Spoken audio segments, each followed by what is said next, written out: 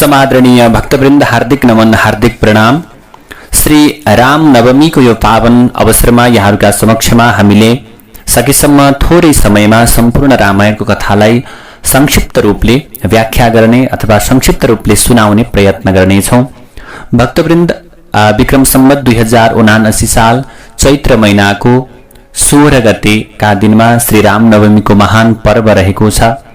मर्यादा पुरुषोत्तम भगवान श्री रामचन्द्रको यो दिव्य उत्सवमय समय र भगवान रामको त्यो गुणानुवादलाई सिक्ने र भगवान रामबाट सिक्नुपर्ने धेरै कुराहरू छन्।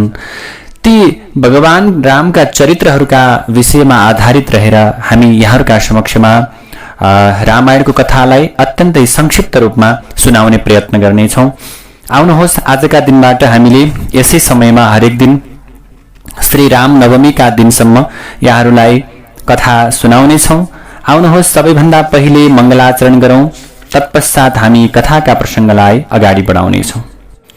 ओम रामाय रामभद्राय रामचन्द्राय वेधसे रघुनाथाय नाथाय सीतायाः पतये नमः। दक्षिणे लक्ष्मणो यस्य वामे च जनकात्मजा पुरतो मारुतिर्यस्य तं वन्दे रघुनन्दनम्। श्रीराम राम रघुनन्दन राम राम श्रीराम राम भरताग्रज राम राम श्रीराम राम रणकर्कश राम राम श्रीराम राम शरणं भव राम राम श्रीराम राम शरणं भव राम राम। माता रामो मत्पिता रामचन्द्रः स्वामी रामो मत्सखा रामचन्द्रः सर्वस्वं मे रामचन्द्रो दयालुर्नान्यं जाने नैव जाने न जाने। अब सबैभन्दा पहिले रामायणको बालकाण्डको यो दिव्य कथालाई यहाँहरूका समक्षमा हामी प्रस्तुत गर्दछौँ। अब अवध नाम गरेको प्रान्तमा सरयू नदीका किनारमा अघिका समयमा अत्यन्तै राम्रो र ठूलो अयोध्या नाम गरेको शहर थियो। त्यो अयोध्या नाम गरेको शहरमा जहाँका ठूला ठूला रमणीय र विचित्र महलहरूले अत्यन्तै अपूर्व कालीगढको दृष्टान्त जुन नगरले दिइरहेका थिए, अत्यन्त सुन्दर नगर। अयोध्यावासी प्रजाहरू पनि अत्यन्त एक बुद्धिमान, विद्यावान, परिश्रमी र अत्यन्त उत्साही थिए। त्यो बेलामा अयोध्या शहर कस्तो थियो त भने शिल्पका कलाका तरिकाबाट, वाणिज्यका कलाका तरिकाबाट र विज्ञानहरूको वासस्थान जस्तो देखिन्थ्यो। त्यहाँका चारै वर्णका मानिसहरू आफ्ना आफ्ना काममा अत्यन्त रत थिए। ती अयोध्याका मानिसहरू कस्ता थिए भने उनीहरूलाई कुनै पनि प्रकारका विधर्मीहरूले दबाउन सक्दैनथे। अब प्रभु प्रजाहरूमा पनि अत्यन्त मेलमिलाप थियो। प्रजाहरूमा विद्वेषको कुनै पनि भावना थिएन। उनीहरू सधैँ शान्ति देवीका काखमा आनन्दपूर्वक रहेका थिए। भनाइको मतलब उनीहरूमा त्यो अयोध्या नाम गरेको नगरमा अत्यन्तै शान्त वातावरण, अत्यन्तै आनन्दमय वातावरण थियो। अब प्रभु यसैले अब त्यो अयोध्या नाम गरेको नगर इक्ष्वाकु वंशी राजाहरूको मुख्य राजधानी शहर पनि थियो। इक्ष्वाकु वंशमा ठूला प्रतापी शूरवीर अनेक राजाहरू उत्पन्न भए। राजा रघु पनि यसै वंशका एक राजा हुन्। त्यही वंशका राजाको नाम रघु। तिनका छोरा अझ भए र इन्दुमतीका अथवा भनौँ इन्दुमतीबाट छोरा अझ र इन्दुमतीबाट के भयो, महाराज दशरथ पैदा हुनुभयो। उहाँले राज्य गर्दा पृथ्वीभरमा उहाँभन्दा ठूलो अर्को कुनै राजा थिएन। राजा दशरथ अत्यन्त सुन्दर प्रकारले राज्यलाई अगाडि बढाउने। दशरथ महाराजका कौशल्या, कैकेयी र सुमित्रा नाम गरेका तीनवटा रानी थिए।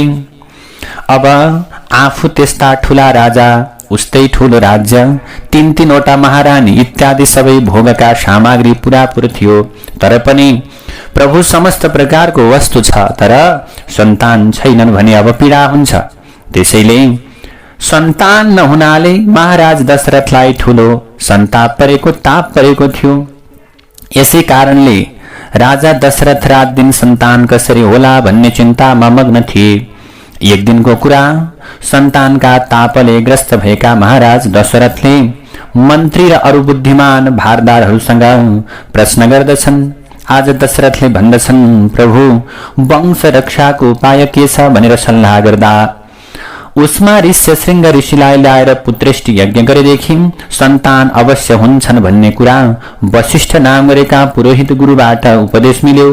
यही सल्लाह अनुसार यसै प्रकारको त्यो प्रकारको सल्लाह वार्तालाप अनुसार राजाले ऋष्यशृङ्गलाई बोलाउनका निम्ति पठाए।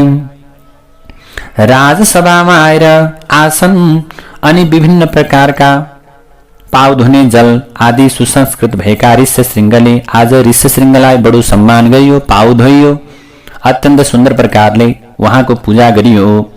र अब ऋष्यशृङ्गले भन्नुहुन्छ, हे महाराज, अब हजुरले यदि सन्तान प्राप्तिको इच्छा गर्नुहुन्छ भने हजुरले के गर्नुहोस्, पुत्रेष्टि नाम गरेको यज्ञ गरिबक्सियोस्, जसबाट पुत्रको उत्पादन हुनेछ। त्यसबाट ईश्वरको अनुग्रहले, ममा त कुनै अधीन छैन, भगवानको कृपाले हजुरका सन्तान अवश्य हुनेछन्। यो नै सन्तान प्राप्त गर्ने मुख्य उपाय हो भनेर ऋष्यशृङ्गले भन्नुभयो।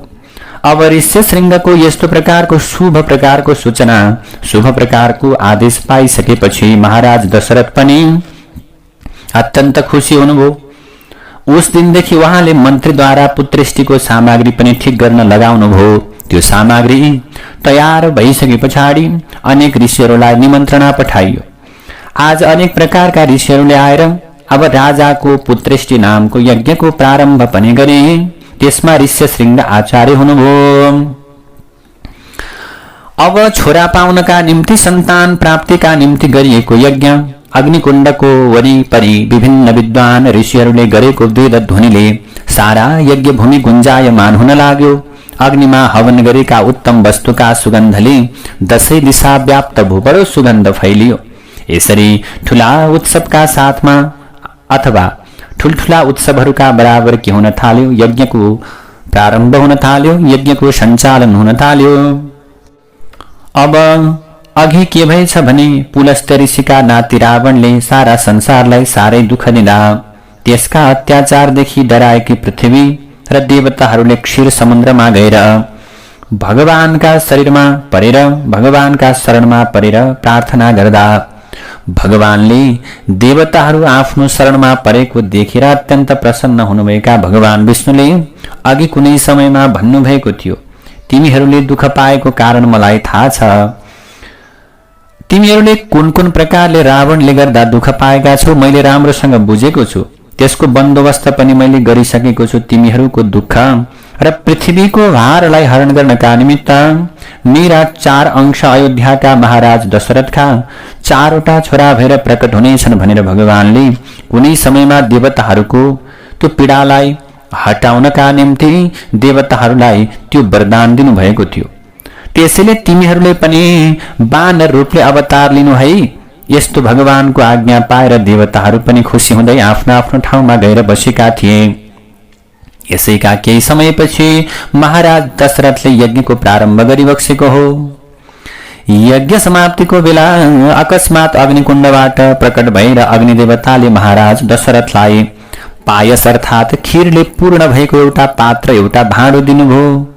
त्यो पात्रमा रहेको सन्ततिप्रद पायस अर्थात खीर पाउँदा समुद्रबाट निस्केका धन्वन्तरीले लिएको अमृत पाउँदा इन्द्रलाई जस्तो सुख भएथ्यो, जस्तो खुसी भएको थियो, त्यस्तै खुसी महाराज दशरथलाई भयो।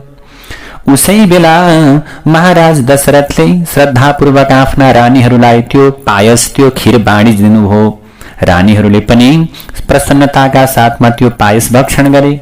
यति भइसकेपछि विधिपूर्वक यज्ञ पनि समाप्त भयो। पायसको प्रभावले, खीर खाएका प्रभावले, केही दिनपछि यज्ञका प्रभावले महाराजका तीनै रानीमा विष्णुको अंश रहेको गर्भचिन्ह देखियो। तीनैजनाले स्वप्नमा शंख चक्र गदा पद्म धारण गर्नुभएका त्यस्ता भगवानले रक्षा गरेको देख्न थाले। 10 महिना पुगेपछि कौशल्यामा 1, कैकेयीमा 1, सुमित्रामा 2 गरेर जम्मा 4 छोरा पैदा भए। गुरुको आज्ञा अनुसार राजाले जेठाको नाम राम, माहिलाको नाम भरत, साइलाको नाम लक्ष्मण र कान्छाको नाम चाहिँ शत्रुघ्न भन्ने राखे। भगवानको अंश लिएका यी 4 भाइको जन्म भएपछि सारा संसारका अमंगलहरूको नाश भयो, मंगलको प्रादुर्भाव भयो। दुर्भिक्ष र अकाल मृत्यु आदि आपत्ति पनि सबै हराए। सर्वत्र सम्पत्तिको राज्य भयो। साक्षात भगवान विष्णुले पृथ्वीमा अवतार लिनु भइसकेपछि स्वर्ग पनि पृथ्वीमा आए जस्तै भयो। जुन रावणका डरले दिक्पालहरू थरथराएका थिए, उनीहरूमा पनि धैर्यले वास गर्यो। जुन बेला जगतलाई दुःख दिने रावणलाई मार्नका निमित्त भगवान विष्णुले राम, भरत आदि 4 रूप लिनु भयो भन्ने सुनेथे देवताहरूले। त्यसै बेला आज देवताहरूको पनि आज हर्षको सीमा रहेन। अब सबै देवदेवताले अनेक तरहबाट ठूलो खुशी मनाए, उत्सव मनाए। उता रावणका मुकुटबाट अनेक प्रकारका रत्नहरू खस्न थाले। यसले राक्षस कुलको सौभाग्य लक्ष्मी पनि रुन लागिन् भन्ने सम्झियो। अब आज राम, भरत, शत्रुघ्न, लक्ष्मण यी 4 भाइहरूको सौन्दर्य, धैर्य, शौर्य आदि सर्व सम्पूर्ण प्रकारका गुणले सम्पन्न उनीहरू। अब जति जति ती 4 भाइ राजकुमारहरू बढ्दै गइरहेका थिए, उति उति उनीहरू विद्यामा पनि प्रवीण हुँदै गए। लेख्नु, पढ्नु, बाण चलाउनु, घोडा चढ्नु, शिकार खेल्नु, यस्ता सबै प्रकारका काममा 4वटै भाइहरू चाँडै नै पारङ्गत भए। अत्यन्त छिटो उनीहरूले त्यो विद्याको हासिल गरे। गुणको चाहना गर्ने, परस्परमा रिस नगर्ने, गुरुजनको अत्यन्त आदर गर्ने, नम्रतासँग व्यवहार राख्ने, परस्परमा प्रेम साथ रहने 4 भाइहरू एक क्षण पनि अलग नहुने, सँगै हिँड्ने 4 जना भाइहरू हरेक कामहरू सँगै गर्ने। अब साधारणतया परम्परामा अथवा भनौं परस्परमा उनीहरूको एक तरहको प्रेम थियो, तर पनि आगाको वायु जस्तै, रामको लक्ष्मणसँग र समुद्रको चन्द्रमासँग जस्तै भरतको शत्रुघ्नसँग अलि बढी प्रेम देखिन्थ्यो। यस्ता उत्तम उत्तम छोरा पाउनाले राजा र रानीहरू पनि अत्यन्त प्रसन्न भएर पुत्र सुखको अनुभव गर्दथे। राजाहरूमा अधिराज दशरथका भाग्यको प्रशंसा गरिन सक्नु छ। जस्तै 4 दाँत हुनाले ऐरावत हात्तीको शोभा हुन्छ, उस्तै भगवानका अंशबाट उत्पन्न भएका 4 छोरा हुनाले महाराज दशरथको पनि शोभा भयो। यसै गरी अनेक प्रकारका आनन्द मंगलका साथमा भाग्यशाली महाराज दशरथका दिनहरू बित्न लागे। यस्तैमा एक दिन तपस्वी महात्मा विश्वामित्र ऋषि महाराज दशरथका राजसभामा आए।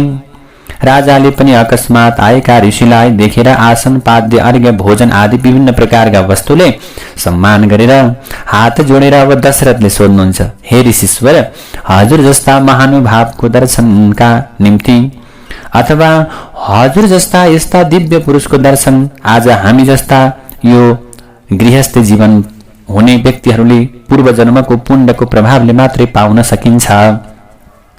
आज यस्तो अनुग्रह गरेर पाल्नु भएको हुनाले म बहुतै नम्रतासँग म बिन्ती गर्दछु, हे भगवान, हजुर आफ्नो शुभ आगमनको कारण बताउनुस्। यो भक्त यथाशक्ति हजुरको कार्य पूर्ण गराउने उद्धत रहनेछ भनेर दशरथले बोल्नुभयो। राजाको यस्तो कुरालाई सुनेर, राजाको यस्तो नम्र वचनलाई सुनेर विश्वामित्रले भन्नुहुन्छ, हे महाराज, म जुन वनमा बसेर ईश्वरको भजन गर्दछु त्यो वनमा 2वटा राक्षस आएर मेरो भजनमा, मेरो कर्ममा, मेरो पूजामा अत्यन्त विघ्न गर्दछन्। त्यसैले मलाई साह्रै दुःख भएको छ।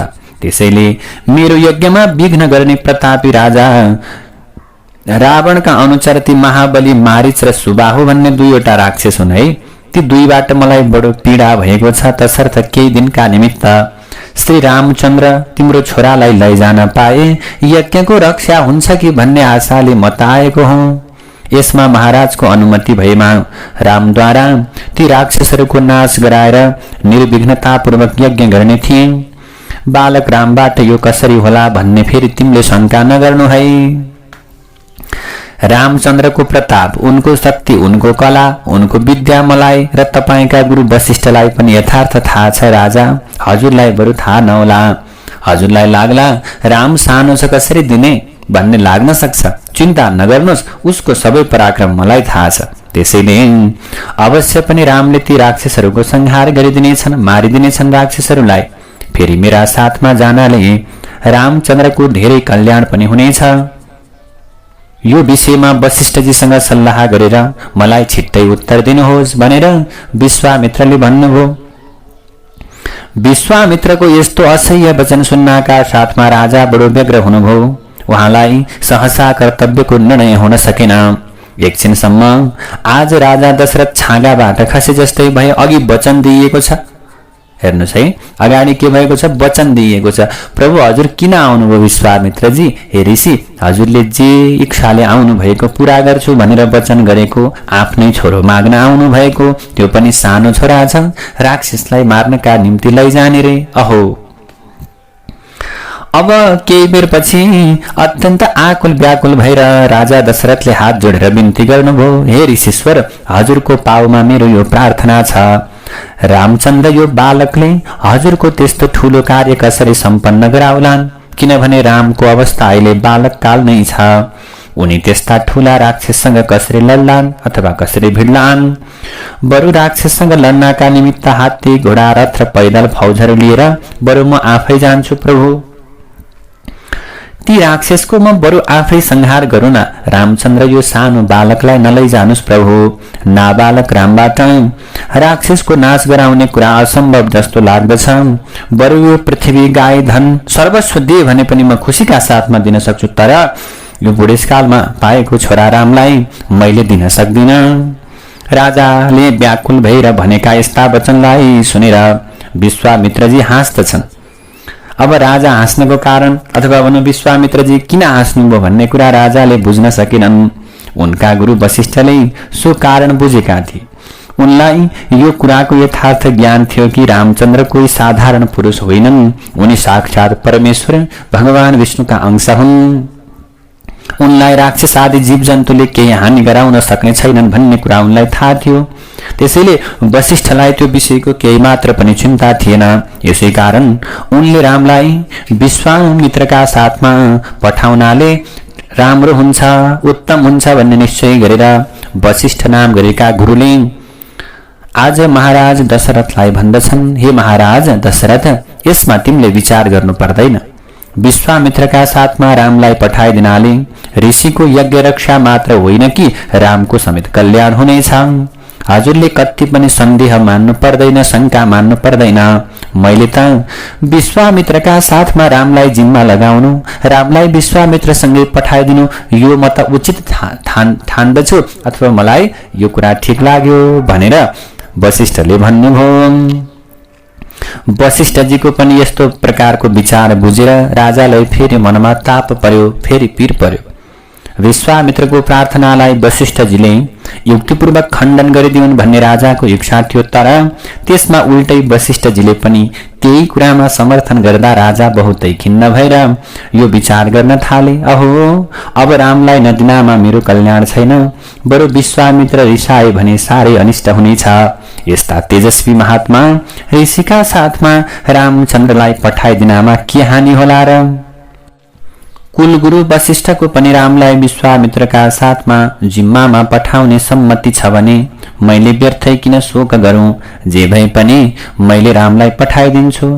राजाले यो प्रकारको कुरा निश्चय गरेर रामलाई आफ्ना समीपमा बोलाएर भन्नुहुन्छ, बाबु तिमी महात्मा विश्वामित्रका साथमा जाऊ है। ऋषिको त्यो प्रकारको वचनलाई आज तिमीले मान है बाबु। ऋषिले जे आज्ञा गर्नुहुन्छ त्यो काम गरेर आऊ है बाबु छोरा। तिम्रा हिसाबमा जस्ता वशिष्ठ गुरु हुनुहुन्छ उस्तै विश्वामित्र पनि हुनुहुन्छ। विश्वामित्रको खूब सम्मान गर्नु। तिमीले विश्वामित्र र हाम्रा गुरु वशिष्ठमा भेदभाव नराख्नु है, भेद बुद्धि नगर्नु है। यति भनेर राजाले विश्वामित्र जस्ता महात्माका साथमा रामलाई पठाउँदा खाली आशीर्वाद मात्र साथमा लगाइदिए पनि पुग्छ भन्ने निश्चय गरेर उनका साथमा कोही सेना नपठाई खाली जाने आज्ञा मात्र दिए। पिताजीको आज्ञालाई सिरोपर गरेर झटपट रामचन्द्र सरासर मुनिका साथमा ऋषिका साथमा अगाडि लागेर जानुभयो। आफ्नो अभिष्ट सिद्धि भएको हुनाले विश्वामित्र पनि बडो खुशीका साथमा तपोवनतिर जान लाग्नुभयो। लक्ष्मणको रामसँग विशेष प्रेम हुनाले दाज्युलाई छोड्न सकेनन्। उनी पनि महाराज दशरथसँग विदा भएर रामका पछाडि पछाडि लागे। बाटामा विश्वामित्रले राम लक्ष्मणलाई अनेक उपदेश दिँदै बला र अतिबला अर्थात् भोक र प्यास थकाइ नलाग्ने विद्या र अरू पनि अप्राप्य शस्त्र विद्या पनि पढाउँदै गए। ती दुई विद्याका प्रभावले राम र लक्ष्मणलाई कहीँ भोक प्यास श्रम आदिले बाधा गर्न सकेन। यसरी जाँदा जाँदा धेरै दिनपछि ती तीनजना ठूलो जंगलमा पुगे। त्यो जंगलमा अत्यन्त बलिया बडा बडा हात्तीलाई समेत उचालेर फ्याँक्न सक्ने बल भएकी ताडका नाम गरेकी राक्षसनी बस्दथे। सो जंगल भएको ठाउँमा अघि कुनै एउटा शहर थियो। उसमा धेरै मानिसहरू बस्दथे। राक्षसीले त्यो शहरमा मनुष्यलाई खाँदा खाँदैमा शून्य गराएकी हुनाले त्यो ठाउँमा ठूलो जंगल जमेको थियो। ठूलो जंगल थियो, त्यहाँ कोही पनि बस्दैनथे। त्यो भीषण प्रकारको जंगलमा पुगेर विश्वामित्रले रामचन्द्रलाई भन्नुभयो, बाबु अब पहिले तिमीले यो राक्षसीलाई मार्नुपर्छ। यसले धेरै अपराध नगरेका निरअपराध ब्रह्मज्ञानी ऋषिहरूलाई अकालैमा अथवा कालमा अथवा अकाल समयमा कालको जाल राखेर पेट भरेर बसेकी छ। बाबु यसलाई नमारे अब पनि धेरै ऋषिहरूको नाश हुने देखिन्छ। त्यसैले तिमी यसलाई मार्ने काम गर। अब बाबु तिमीलाई फेरि नारीको वध किन गर्ने? नारीको वध त शास्त्रमा वर्जित छ भन्ने लाग्न सक्छ, तर पनि हामी ऋषिहरूको उपकारका निमित्त यो आततायीलाई मार्नका निम्ति केही दोष लाग्दैन बाबु। यसमा अरू केही विचार गर्नु पर्दैन। विश्वामित्रको यस्तो आज्ञा पाएर रामचन्द्रले त्यो राक्षसीलाई मार्नका निमित्त उत्ति नै खेर धनुको टंकार गर्नुभयो। रामचन्द्रले गरेको धनुको टंकारले दसैँ दिशा व्याप्त भयो। यो टंकारले जंगलका जन्तुहरू पनि झस्के। राक्षसी पनि पहिले त केही डराए, तर नगीचमा मानिसको गन्ध पाउनाले त्यो राक्षसी निर्धक्क भएर राम र लक्ष्मणलाई खान भनेर हातमुख फैलाउँदै दौडी। उसलाई आफूमाथि आइलागेको देखेर श्रीरामले पनि तुरुन्तै धनुको सन्धान गरेर एक बाणले त्यसका हात काटिदिनुभयो। लक्ष्मणले पनि एक बाण थपेर उसको नाक काटिदिनुभयो। त्यसरी हात र नाक काटिएपछि त्यो त्यहाँबाट भागेर जंगलको त्यो झारभित्र गएर लुक्दछे। उहीबाट ती दुई भाइका उपर ठूला ठूला ढुङ्गाको वर्षा गर्न थाले। त्यसले हानेका ढुङ्गा यताबाट आउँछन् भनेर पत्ता नै पाइँदैनथ्यो। चारैतिरबाट ढुङ्गाको वृष्टि हुन्थ्यो, तर पनि ती दुई भाइले पनि के गर्नुहुन्छ? राम र लक्ष्मणले चारैतिर बाणको वर्षा गरेर दसैँ दिशालाई व्याप्त गर्नुभयो। राक्षसीका उपर पनि राक्षसीका माथि पनि बाणहरू आज पर्न थाले। ती तिखा तिखा बाणको चोट कहिल्यै पनि त्यसले खाएकी थिइन। त्यसैले श्री रामचन्द्रका बाणको पीडा सहन नसकेर व्याकुल भएर छटपटाउँदै लुकेका ठाउँबाट त्यो राक्षसी निस्की र राम लक्ष्मणलाई खान भनेर दौडन थाले। त्यसै बीचमा रामचन्द्रले एउटा बाण त्यसको छातीमा हान्नुभयो। त्यो बाण त्यसको वज्र जस्तो छाती छेडेर प्राण समेत लिएर पार गयो। अब यसरी बाणले छाती छेडिना साथ ताडका नाम गरेकी राक्षसनी धडाममा जमिनमा गिरे। त्यो गिर्नाले त्यहाँको भूमि पनि थर्क्यो अनि रावणकी अति स्थिर राज्य लक्ष्मी पनि थर्किन्। त्यो पछाडि नै रावणको भावी पतनको सूत्रपात पनि भयो। ताडका जमिनमा पर्नाका साथ प्राण छोडेर परमधाम गई भगवान रामचन्द्रका हातबाट मरेको हुनाले अब भानुभक्त रामायणको एउटा श्लोक म हजुरहरूलाई सुनाउँछु। के भयो त भने, श्री रामचन्द्रजीका वरिपरि घुमी प्रेमले नमस्कार गरी स्वर्गैमा गई रामका वचनले बेस एक विमानमा चढी। विश्वामित्र ऋषि बहुत खुशी भया यो कार्य देखिया जसै। जो सब शास्त्र रहस्य हो सब दिया ती रामलाई तसै। अर्थात यसरी भगवानको हातबाट मरेको हुनाले त्यो स्वर्ग गई र त्यो कार्यलाई देखेर राम लक्ष्मणको अपूर्व त्यो पराक्रमलाई देखेर विश्वामित्र पनि अत्यन्त प्रसन्न हुनुभयो। यही आनन्दको समयमा ती दुवै भाइलाई मुनिले उत्तम उत्तम प्रकारका कसैले रोक्न नसक्ने अस्त्र शस्त्रहरू पुरस्कार दिनुभयो। ती अस्त्र शस्त्रको प्रभाव थियो कि यस्तो प्रकारको प्रभाव थियो कि जसका उपर तिनको प्रहार गर्यो उसको नाम तक पनि रहँदैन थियो।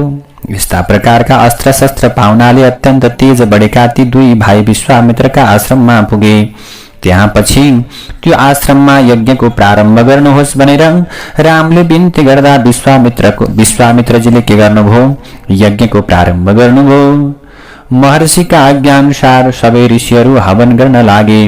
राम लक्ष्मण पनि यज्ञको विघ्न हटाउनका निमित्त धनुर्बाण लिएर आश्रमका वरिपरि जंगलमा घुम्न थाल्नुभयो। यसरी जंगलमा घुम्न थाल्नुभयो। अब प्रभु जसरी सूर्य र चन्द्रमाले क्रमैसँग संसारलाई आफ्ना किरणद्वारा बचाउँछन् उसै गरेर धनुर्धारी ती दुई भाइले यज्ञ भूमिको रक्षा गरे।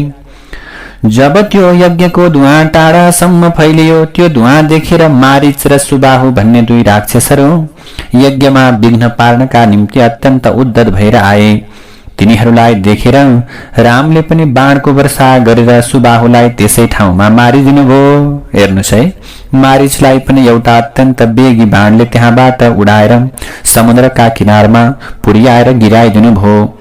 यसरी ती बलिया र पराक्रमी राक्षसहरूको संहार गरेको देखेर सम्पूर्ण मुनिहरूले श्रीरामको ठूलो प्रशंसा गरे। त्यो दिनदेखि त्यो वनमा रहने ऋषि मुनिहरूलाई धेरै आनन्द भयो, धेरै सुविस्ता भयो। राक्षस आदिको डर कहिल्यै पनि भएन। केही दिनसम्म राम र लक्ष्मण पनि त्यहीँ बस्नुभयो। एक दिन त्यहाँ सबै मुनिहरूको परम्परामा अथवा त्यहाँ सबै प्रकारका मुनिजनहरू ऋषिजनहरू परस्परमा सल्लाह गरेर लौ महाराज जनकको यज्ञ छ रे, यज्ञ हेर्न जाउँ भनेर निश्चित गरे। त्यहाँका सबै ऋषिहरूले अब रामचन्द्रले लक्ष्मणले ती राक्षसहरूलाई मारेपछि सबै ऋषिहरू खुसी हुनुभयो। त्यसैले अब त्यहाँ सबै ऋषिहरूले भन्नुहुन्छ, हे राम जाउँ जनक जीका पुरी महा, राजा जनक छन् बडा, गर्नन् आदर भक्तिले हजुरका, सामान्य हुन्या छन् खडा। गर्नन् आदर भक्तिले हजुरका, सामने हुन्या छन् खडा। ताहाँ एक शिवको धनुष पनि छ बेस, देखिएला त्यो पनि, यो बिन्ती ऋषिको सुनेर रघुनाथ, खुसी भया बेस भनी। रामचन्द्रजी पनि प्रसन्न हुनुभयो। त्यहाँबाट यथा समयमा राम र लक्ष्मण सहित ऋषि मुनिले मिथिलातिर राजा जनकको राज्यतिर प्रस्थान गरे। बाटामा पनि गौतम ऋषिका श्रापले शिला भएर लडिरहेकी शिला भएर बसिरहेकी अहल्यालाई श्रीरामले मुक्त गराउनुभयो। त्यसपछि विश्वामित्र सहित सबैजना आनन्दका साथमा महाराज जनकको यज्ञशालामा पुगे। मिथिलाका राजा जनक ठूला नामी र ब्रह्मज्ञानी थिए। यसै कारणले बडा बडा ऋषिहरू पनि उनीसँग ज्ञान सिक्न भनेर आउँथे। ती राजाले प्रजालाई बडो आनन्दका साथमा नीतिपूर्वक पालन गरेका थिए। उनकी सीता नाम गरेकी एक कन्या थिइन्। तिनको विवाह गर्नलाई स्वयंवरका निमित्त त्यहाँ एक सभाको समारोह भएको थियो। देश देशका विभिन्न देशका राजाहरू पनि निमन्त्रित थिए। मुनिको भेषलाई धारण गरेका तेजस्वी राम र लक्ष्मणलाई साथमा लिएका विश्वामित्र पनि काम र अर्थलाई साथमा लिएका मूर्तिमान धैर्य जस्तै त्यो सभामा पुगे। मुनिका वेशमा भएका ती दुई भाइलाई क्षेत्रीय कुमार जस्ता देखेर बडो आश्चर्यका साथमा त्यहाँका मानिसहरू मनमा अनेक प्रकारका विचार गर्न लागे। त्यसै बेलामा विश्वामित्रले सबैको अगाडि यी राम र लक्ष्मण अयोध्याका अधिपति महाराज दशरथका कुमार हुन् भन्ने कुरा र रामचन्द्रले गरेको सुबाहु आदिको वध आदि पराक्रमको साराका सारा वृत्तान्त के गर्नुभयो। आज विश्वामित्रले सुनाउनुभयो। यो सारा कुरा सुन्नाले प्रसन्न भएका सबै सभासदहरू पनि परस्परमा खुसी हुँदै यस्ता प्रकारका कुरा गर्न थाले।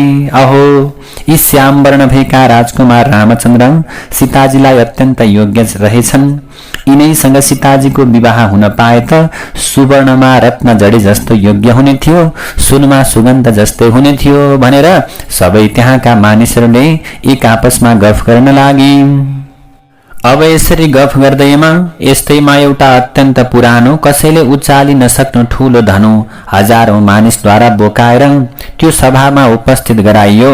महाराज जनकले त्यो धनुषलाई देखाएर भन्दछन्, जसले यो धनुलाई उठाएर यसमा ताँदो चढाउला उसैलाई मैले मेरी आफ्नी छोरी सर्वगुण सम्पन्ना सीता समर्पण गर्नेछु भनेर आज जनकले त्यस्तो प्रकारले वचन बोल्नुभयो। आज राजा जनकको यस्तो प्रकारको भयंकर प्रतिज्ञालाई सुनेर रामसँग सीताको विवाह भए हुँदो हो भन्ने मानिसहरूको मनमा फेरि शंका तर्क उठ्न थाल्यो। अहो, अवसर कस्तो भयो अवसर, आज यो प्रकारको समय चुक्न आट्यो, किनभने यो धनुष ठूलो छ, यी राजकुमार सारै बालक छन्। विचार गर्दा यिनमा यो धनु उठाउने शक्ति देखिँदैन। त्यसैले सो धनु नउठाई सीताजीसँग यिनको विवाह हुन असम्भव थियो अथवा असम्भव भयो। अहो, यस्ता योग्य वरसँग सीताजीको सम्बन्ध हुन आँटेन भनेर चिन्ता लिन थाले। यस्तो तर्क वितर्क गर्ने ती बिचराहरूलाई रामचन्द्रको पुरुषार्थको केही पनि ज्ञान थिएन। यसैले तिनीहरूलाई त्यो विषयमा खेद पर्न लागेको थियो। यस्तैमा त्यहाँ आएका अनेक राजकुमारहरू यथाशक्ति त्यो धनु उठाउनमा आज लाग्न थाले, धनु उठाउने प्रयत्न गर्न थाले। तर पनि कसैको पनि केही चलेन। कसैले अलिकति पनि धनुलाई हल्लाउन सकेनन्, डगाउन सकेनन्। साराका सारा प्रयत्न निष्फल भएका ती राजा र राजकुमारहरू लज्जित भएर आफ्ना आफ्ना आसनमा आएर बसे। लौ सकिएन धनुष उठाउन भनेर बसे। यसरी हतोत्साह भएका सारा राजा र राजकुमारहरूलाई देखेर महाराज जनक अत्यन्त दुखी भएर सभाका बीचमा भन्न लागे, आज बडो खेदका साथमा आज मलाई ज्ञान भयो कि दुनियाँमा कोही पनि वीर पुरुष रहेनछ। मैले आज नबुझिकन यस्तो प्रकारको ठूलो प्रतिज्ञा गरेछु। यसले अहिले मलाई ठूलो ताप पर्न आयो। अब के होस् त, अब मेरो प्राण जाओस् अथवा छोरी सीता जन्मभर कुमारी नै आज रहने यस्तो प्रकारको अवस्था आयो। अहो, कसैको प्रारब्धमा पनि सीतासँगको विवाह नलेखेको रहेछ कि मेरो प्राण जाओस् अथवा छोरी सीता जन्मभर कुमारी नै रहन्। तथापि मैले अब गरिसकेको प्रतिज्ञालाई भङ्ग गर्न, यसलाई मेट्न सक्दिन भनेर जनक चिन्तामा परे। प्रतिज्ञा भङ्ग गर्नु साह्रै अयोग्य कुरा हो। के गरौं, यो प्रतिज्ञा पूरा गराइदिने वीर कोही पृथ्वीमा रहेनछ। मैले यो प्राण राख्नु खाली हास्यको मात्र कारण भयो भनेर चिन्ता लिन थाले जनकले। राजा जनकले यसरी खेद प्रकट गरेको सुनेर लक्ष्मणको मुख एकदम रातो रातो भयो। आज लक्ष्मण क्रोधले थरथर काँप्दै उठेर भन्न लाग्नुभयो, महाराज के यहाँ सूर्यवंशी राजकुमारहरू आएको देख्नु भएन हजुरले? यो कति ठूलो कुरा हो र यो सानो कुरामा सारा क्षेत्रीयलाई उचनीच भनेर भन्नु ठिक पर्दैन। दाजे जीवका कुरा परेरहन्, म पनि यो जीर्ण धनुलाई अहिले टुक्रा टुक्रा गरेर फ्याँक्दिन सक्दछु। हेर्नुस् है, लक्ष्मणले भन्नुभयो।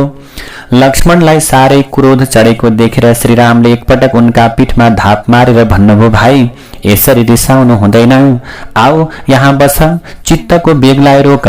दाजुको यस्तो आज्ञालाई सुने तापनि लक्ष्मणको रिस कम भएन। फेरि गर्जेर बोल्न थाल्नुभयो लक्ष्मणजी, दाजु के जनकले हाम्रो यस्तो तिरस्कार गर्नु योग्य हो त? आगाको सानो फिलिङ्गाले पनि ठूलो जंगल भस्म गराउन सक्छ भने हामीलाई केटाकेटी बालक सम्झेर जनकले यसो भन्नु हाम्रो महान तिरस्कार हो।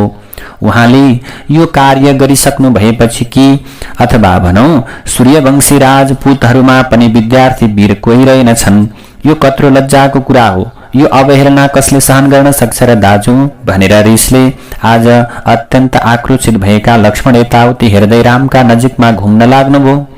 यही अवसरमा विश्वामित्रले अघि सरेर रामसँग भन्नुभयो, बाबु राम, यो बेला महाराज जनकलाई ठूलो पीर परेको छ। यो सन्ताप छुटाउने मौका यही हो बाबु, लौ प्रयत्न गर। यो बखतमा देखाएको पुरुषार्थ नै तिम्रा निम्ति प्रशंसनीय हुनेछ। ऋषिको आज्ञा सुन्नासाथ रामचन्द्र धनु उठाउने आज त्यो प्रकारको प्रयत्न गर्नका निम्ति लाग्नुभयो। त्यति साना रामचन्द्रको त्यस्तो साहस देख्दा त्यहाँ बसेका सबैलाई ठूलो आश्चर्य भयो। यस्तैमा सीताजी पनि सखीहरूका साथमा वरमाला लिएर त्यहाँ आउनुभयो। अगाडि उत्साह, धैर्य, गाम्भीर्य र वीर रसले पूर्ण भएका रामचन्द्रको मोहिनी मूर्ति देख्दा उहाँका मनमा अनुराग, प्रेमको अंकुर पैदा भयो। यसैले सीताजी ईश्वरसँग मनमनै प्रार्थना गर्न लाग्नुभयो। भगवानसँग प्रार्थना गर्नुहुन्छ सीताले मनमनै। आज माता सीताले प्रार्थना गर्न लाग्नुभयो भगवानसँग, हे परमात्मन, यो धनुलाई आज हल्का गरिदिनुस्, आज अत्यन्त हलुका बनाइदिनुस्, हलुङ्गो बनाइदिनुस् भगवान। यो धनु उठाउँदा श्री रामचन्द्रलाई कति पनि दुःख नहोस्, परिश्रम नपरोस्, दुःख नपरोस्, पीडा नहोस्।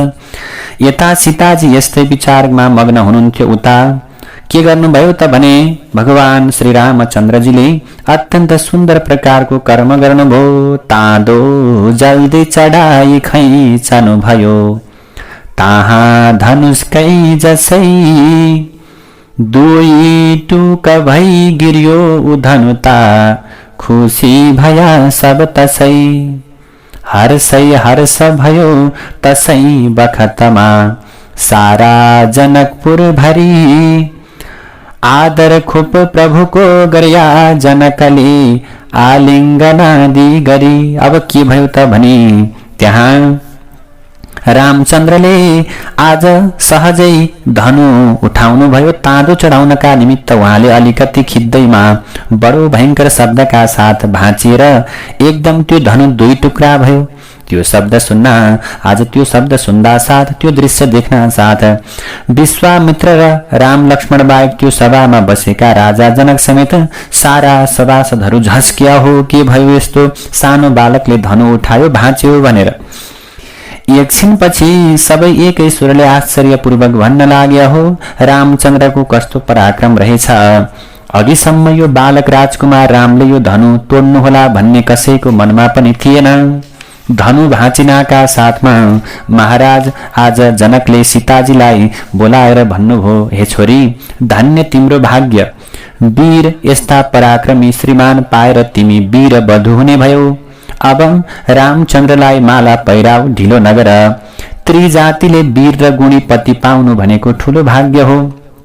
तिमी साह्रै भाग्यवती रहेछौ। यस्ता वीर गुणी र सुन्दर वर पायौ, मेरो मन साह्रै खुसी भयो। यस्तो भन्दै गदगद भएर महाराज जनक रामचन्द्रको प्रशंसा गर्न लाग्नुभयो। त्यसै बेलामा श्री सीताजीले पनि मंगल वाद्यका साथमा रामचन्द्रलाई वरमाला पहिराइदिनु भयो। त्यो देखेर चारैतिरबाट सारा दुनियाँले रामचन्द्रको जय जयकार गर्न थाले। त्यो सभामा हर्षको सीमा रहेन। विवाहको दिन नगीचै नियत भएको हुनाले अथवा नजिकै आएको हुनाले उसै दिनदेखि सरजामको तयारी हुन लाग्यो। अयोध्यामा महाराज दशरथलाई समाचार दिन भनेर त्यहाँबाट दूतहरू जनकको आज्ञाले दौडे। वहाँ पुगेर तिनीहरूले खुसीका साथमा यो सबै शुभ समाचार सुनाए। यस्तो हर्षको कुरा सुन्दा राजा दशरथले पनि मन्त्रीद्वारा विवाहको सामग्री, रथ, हात्ती, ऊँट र आज विभिन्न प्रकारका गाडाहरू तयार गराए। त्यो प्रकारको सामग्री ठिक भइसके पछाडि आफ्ना कुल कुटुम्ब र मन्त्रीहरूका साथमा गुरु वशिष्ठलाई अगाडि लगाएर आज राजा जनक मिथिलातिर प्रस्थान गरे। बाटामा ठूलो उत्सव मनाउँदै धेरै लस्करहरू चल्न लाग्यो। मानिसहरूका पाउ र घोडाका टापले केउन थाल्यो। बाटाका पत्थरहरू पनि धुला हुन थाले। राजा जनकले पनि ठाउँ ठाउँमा बासमा उत्तम अन्नपात आदिहरूको ठिक प्रबन्ध मिलाएका थिए। नदीहरू तर्नुपर्ने ठाउँमा पुल पनि बनाएका थिए। बाटामा कुनै पनि प्रकारको कुराको कमी थिएन। यस्तो सबै प्रकारबाट आफ्नो पूरा सत्कार गरेको देखेर महाराज दशरथलाई पनि अत्यन्त हर्ष भयो। चारै दिनका दिनमा सारा फौज समेत उनी मिथिलामा पुगे। राजा जनककी उर्मिला भन्ने अर्की छोरी र उनका भाइ कुशध्वजकी माण्डवी र श्रुतकृति भन्ने दुई छोरी गरेर सीताजी समेत जम्मा 4 कन्या थिए। दशरथ महाराजका पनि राम, भरत, लक्ष्मण र शत्रुघ्न यी 4 कुमार थिए। यिनै 4 भाइको सीता, उर्मिला, माण्डवी र श्रुतिकृति 4 कन्यासँगको यथाक्रमले विधिपूर्वक विवाह भयो। हेर्नुस् है, त्यो विवाहद्वारा अनेक प्रकारका उत्सवका साथमा परस्परमा उचित सम्बन्ध हुनाले दुई पक्षका राजाको मनमा अत्यन्त ठूलो प्रकारले आनन्द भयो। वैदिक विधि अनुसार कन्यादान आदि कर्म सकिसके पछाडि केही दिनपछि महाराज जनकले हात्ती, घोडा, रथ, वस्त्र, आभूषण, साराका सारा दास दासी आदि असंख्य सामग्री दिएर, असंख्य उपहार दिएर आफ्नो कुल आचार अनुसार छोरीहरूलाई विदाई गरे। महाराज दशरथ आदि कुटुम्बहरूलाई पनि विनयपूर्वक अनेक शिष्टाचारले सन्तुष्ट गराएर अयोध्यातिर पठाउने प्रबन्ध गरे। उनका यथोचित सम्मानबाट प्रसन्न भएका राजा दशरथ पनि 4 छोरा 4 बुहारीलाई लिएर सबै सेनाका साथमा ठूलो उत्सव मनाउँदै अयोध्यातर्फ फर्के। दशरथ बीच बाटामा आइपुगेपछि आगाले बल्न लागेको पर्वत जस्तो दिदीप्यमान शरीर भएका, एक हातमा धनु र अर्को हातमा भीषण वंचरो काँधमा राखेका क्षेत्रीय कुलको संहार गर्ने जमदग्निका छोरा परशुराम अकस्मात आउन लागेका देखिए। अघि यिनका बाबु जमदग्निलाई क्षत्रियहरूले बिना अपराधमा मारेका थिए। यसैले आफ्ना बाबुको आज वैर शुद्धिका निम्ति क्रुद्ध भएका यी परशुरामले पनि 21 पटकसम्म पृथ्वीमा घुमेर पाए जति क्षत्रियहरूको संहार गरिसकेका थिए। पछि पृथ्वी तलमा क्षत्रियहरू नपाउँदा क्रोधको वेग घटनाले केही शान्त भएर यिनी एकान्त वनमा तपस्या गरेर बसेका थिए। यस्तैमा धनु भाँच्नु आदि रामको पुरुषार्थ सुनेर रामचन्द्र पनि क्षत्रिय हुन् भन्ने बुझेर फेरि यसलाई पनि दण्ड दिन्छु भनेर आज रामचन्द्रकै खोजमा उनी हिँडेका थिए। संयोगवश बाटामा उत्सवका साथ आउन लागेका रामलाई देखेर उनले अगाडि गएर भने, आज परशुरामले आएर रामचन्द्रका अगाडि भन्दछन्, हे बच्चा, के जनकको धनुष भाँचेको तैँले नै हो? बडो वीर हुँ भन्ने घमण्ड छ कि? हेरौं अब कतिको पुरुषार्थ देखाउँदो रहेछस्। यो ब्रह्माण्डमा पनि ताँदो चढाउन सक्छस् कि? हेरौं त परशुरामको यस्तो प्रकारको। अब यसरी आज परशुरामको यस्तो क्रोधपूर्ण वचन सुनेर महात्मा राम भने केही पनि बोल्नु भएन। तर आज लक्ष्मणजीलाई साह्रै असह्य हुँदा आज उनी उपहासको हाँसो हाँस्न लागे। तिनले हाँसेको देख्दा परशुरामको क्रोधको अग्नि झन दन दन दन्किन लाग्यो। ऊ आज परशुराम वंशरो घुमाउँदै घुम्न लागे। तिनको यो प्रकारको अवस्थालाई देखेर लक्ष्मण केही हाँसेर भन्नुहुन्छ, तपाईँ यो वंशरोलाई यति अग्लो गरेर किन उठाउनुहुन्छ? तपाईँ ब्राह्मण भए शान्त भएर बोल्नुहोस्, तपाईलाई मेरो नमस्कार छ। वंशरो कोदालो देखाउने हो भने हामी पनि क्षेत्रीयकै बच्चा हौ, यो कुरा सहन सक्ने छैनौं। लक्ष्मणको यस्तो प्रतिउत्तर पाउँदा रिसले चुर भएर परशुरामले वंशरो उठाएर तिनका उपरमा प्रहार गर्न जाइ लागे। तिनको त्यो साहसलाई देख्दा अब बिगार हुन आट्यो भन्ने शंकाले झट्ट अघि सरेर उनको वंशरोलाई रोकेर रामचन्द्रले भन्नुभयो, ऋषीश्वर, तपाईँ जे भन्नु छ मसँग भन्नुहोस्। यिनीहरू मेरा साथीहरू, मेरा भाइहरू, मेरा परिवार, यिनीहरू केटाकेटी नै छन्, यिनीहरूसँग के कुरा गर्नुहुन्छ? रामले यसो भनेको सुनेर परशुराम झन्सरको बोले, अहो थाहा छ, यो सब तेरै काम हो, बडो बहादुर छु भनेर भन्छस् तैँले। जनकका घरमा रहेको थोत्रो धनु भाँच्दैमा त आफूलाई पुरुषार्थी सम्झिन्छस्? हुन्छ, मेरो यो धनुषमा ताँदो चढाइस् भने त वीर रहेछस् भन्ने जानुला, अनि जे गर्नुपर्ने मैले गरौँला। परशुरामले यसरी दाजुसँग भनेको कुरालाई सुनेर लक्ष्मणले फेरि बीचमै कुरा काटेर भन्नुभयो, बाहुन बाजे रहन दिनुस्, तपाईँ जुन धनुको प्रशंसा गर्नुहुन्छ त्यो पनि हाम्रो दाजुले भाँचेको पुरानो धनु जस्तै हो, त्यो धनुमा पनि केही प्रभाव छैन। के त्यसलाई पनि भचाउने इच्छा छ? के भाँच्न लगाउने इच्छा छ? के घमण्ड देखाउनुहुन्छ? भनेर लक्ष्मणजीले परशुरामलाई भन्नुभयो। लक्ष्मणका त्यस्ता मर्मभेदी वचनलाई सुनेर परशुराम झन् रिसाउँदै फेरि भन्न लागे, हे नालायक, त सानो मुखले ठूलो जवाफ दिने लागिस्। अब म सहन सक्दिन, म बालक भनेर मात्र यति बेर चुप लागेको हुँ, नत्र भने यतिन्जेल तलाई मैले आज नाम मात्र शेष गरेर छाडिदिने थिएँ। परशुरामका यस्ता सेखीले भरिएका वचनलाई सुनेर लक्ष्मणले पनि कति नडराइकन फेरि धृष्टताका साथमा भन्नुभयो, जाऊ बाजे, मैले पनि तिमी जस्ता ब्राह्मणलाई धेरै देखेको छु। तिमीलाई बाहुन भनेर ब्राह्मण भनेर छोडिदिएको ब्राह्मण भनेर अरू कोही भए अघि नै मैले काम पुर्याइदिने थिएँ। फेरि लक्ष्मणले भन्नुभयो, यसरी दुईजनाका विवाद, आज दुईजनाका बीचमा विवाद हुँदै थियो। उता रामचन्द्र पनि बीचमा परशुरामलाई सम्झाउँदै गर्नुहुन्थ्यो, तर सबै व्यर्थ भयो। रिसको अन्तिम समय नजिकमा आएको हुनाले आज उनी निभ्ने बेलाको बत्ती जस्तै झन चर्केर बारम्बार वीर होस् भने यो धनुमा ताँदो चढा भन्दै दाँत आज कटकटाएर गर्जन लागे परशुराम। त्यसरी परशुरामलाई गर्जन गरेको देखेर अब यहाँ के उत्पात हुन आँट्यो भनेर अरू दशरथ आदि त्यहाँका जनहरू डरले थरथर काँप्न लागे। श्री रामचन्द्रले ती सबैलाई आश्वासन दिएर परशुरामको त्यो धनुमा ताँदो चढाउनु भयो। त्यो देख्दा परशुरामको मुखको कान्ति एकाएक मलिन हुन लाग्यो। रामचन्द्रले केही गरी त्यो बाणको प्रहार परशुराम माथि गरेको भए उनी कदापि जीवित रहने थिएनन्। तर धर्मको अथवा मर्मलाई बुझ्ने रामचन्द्रले अन्यत्रै त्यो बाणलाई छाडिदिनु भयो। त्यसपछि परशुराम रामचन्द्रको त्यो अजेय सामर्थ्य देख्दैमा आफै निस्तेज भएर आफूले गरेको, आफूले भनेका दुर्वाक्यको क्षमा मागेर रामको गुणगान गाउँदै आफ्नो आश्रमतर्फ लागे। यता महाराज दशरथ पनि आफ्ना छोराको अद्भुत पराक्रम देखेर आश्चर्यचकित हुँदै सारा सेनालाई जयध्वनि गराउँदै कुटुम्ब सहित अयोध्यामा आइपुग्नुभयो। केही दिनपछि केकय देशबाट कैकेयीका भाइ आएर राजा दशरथसँग भेट गरेर फर्कने बेलामा उनले आफ्ना भानिज भरत र शत्रुघ्नलाई पनि लिएर गए। यस्ता प्रकारले राम लक्ष्मण अयोध्यामा र भरत शत्रुघ्न मामाका घर अर्थात् केकय देशमा आरामका साथमा सुख भोग गरेर बस्न लागे। यसरी श्री रामायणको बालकाण्डको कथालाई यही नै विश्राम गरिन्छ। रामाय रामभद्राय रामचन्द्राय वेधसे रघुनाथाय नाथाय सीतायाः पतये नमः।